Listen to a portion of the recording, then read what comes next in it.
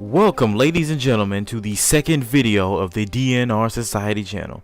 My name is Shadow, and today I will be your host. To kick things off, I want to thank you, the viewer, for deciding to check this channel out.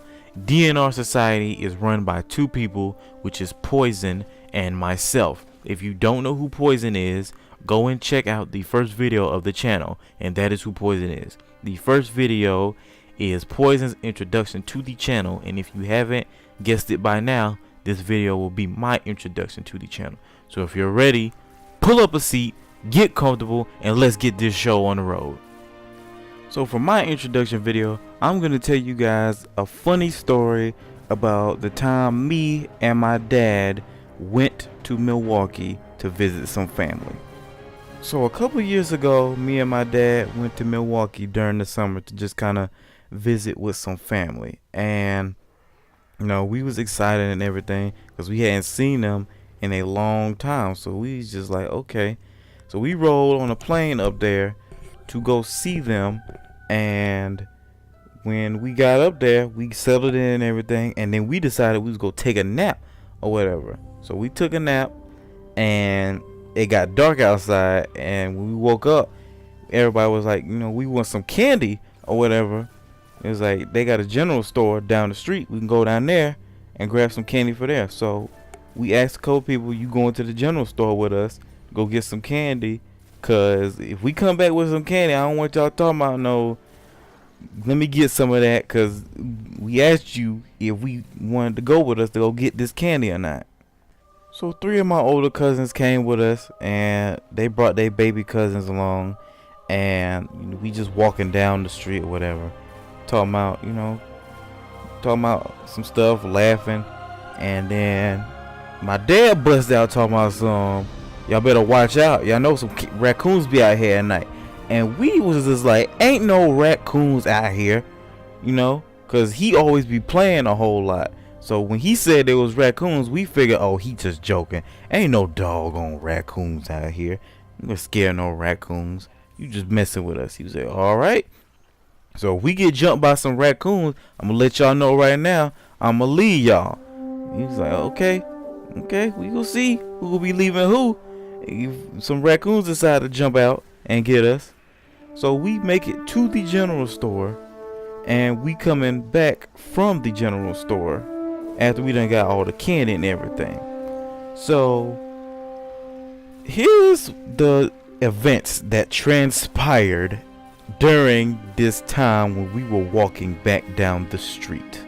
So about the time that these events happened, we were still a block away from the house. It's about 8 o'clock at night. It's dark, the sky is pitch black, but you know, the street lights or whatever have come on and everything. So we walking, just kind of talking, keeping our mind off the whole raccoon thing, because we did get a little bit spooked at the fact, you know, what if there are raccoons out there just kind of watching us, wondering when they go come and get us.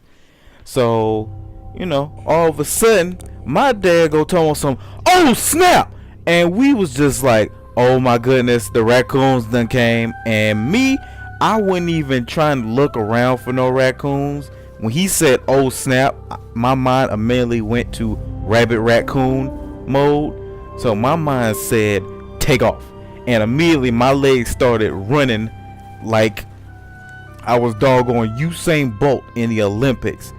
And the situation of how it looked with me running, it was like watching cops when the police be chasing people and they run away, and then you see the person running, and then you see the police people running, and then you see the camera, not you see, but then the you see the cameraman trying to follow them behind them, and you know, the cameraman kind of lose them because they so far ahead. And that's the situation that it was like with me. So me, I'm like, I'm all out of breath and everything because I'm all up in front trying to get away from the imaginary raccoons, and I'm just like, oh my gosh, no. I'm like, I done left them behind them, and then all of a sudden I hear him laughing behind us, just cracking up. I was like, what? I was like, what you laughing at? He was like, man, wasn't no raccoons behind her. I said, do you understand how scared all of us were? If there was some real raccoons, all these babies and stuff would be gone right now. And then I had to come back and fight because the imaginary raccoons that you said was out here, it just ain't out here, that you tried to play me with. I was like, come on now, you wrong for that. You know you wrong for that. You got me all out of breath. And I just felt like I had did a full-blown workout the way I had ran through that neighborhood like that. So they called up to me and everything. They was like, dang. I was like, Shadow, you just took off. You left us. I was like, I sure did. I was like, y'all was going too slow for me. So that's how that little story went down with that little situation. So we all just kept talking about it for the rest of the night, how I left them behind me when they got scared for the raccoons. So it was just that night I was tired after all that, just out of breath. And you know, he told us, you know, don't worry, ain't no raccoons out here. Since that's the end of the story, I guess we can call this the end of the video. If you like the story, or at least got a laugh or a chuckle out from it, please like the video. If you want to hear more about our crazy adventures, subscribe and become a part of this wonderful society that is DNR. We'll catch you later, guys, and keep it 100. Peace.